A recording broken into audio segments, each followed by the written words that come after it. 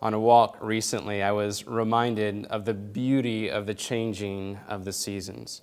The leaves falling, the acorns rolling eagerly along the ground. I was also reminded of a season of my own. In my 30th year of life was the first year in my adult life when I wasn't a pastor. I wasn't working in a church or as a chaplain anywhere. I was simply a student during that time. And during that season, I had a bit of an identity crisis. In those moments when I would meet new people and try to describe who I was or what I did, I felt a bit like that tree in the middle of autumn having shed its leaves, not being exactly sure what I really looked like anymore. The good news is that tree is still a valid and wonderful tree. In fact, that tree has done exactly what it's supposed to do. It's approached autumn, and it's known instinctively that it's time to let go of the leaves.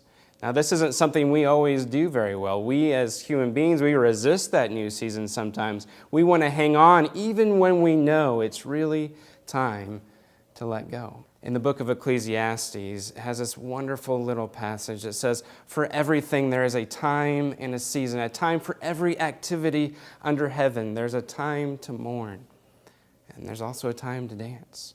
There's a time to grieve, and there's a time to laugh. There's a time to embrace and hold on, and a time to let go." On the old VHS players, there were basically only three functions. One was rewind, where you could go back to a previous point in the story. One was fast forward, where you could go ahead to an unknown future of the story. And then in the middle was that glorious button, play.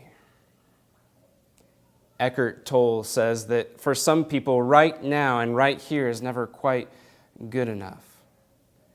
But I encourage you to be like that tree, to let go when it's time to let go, to embrace whatever season you're in, to not try to go back to another part of your story in the past, not try to skip ahead to another point in the future.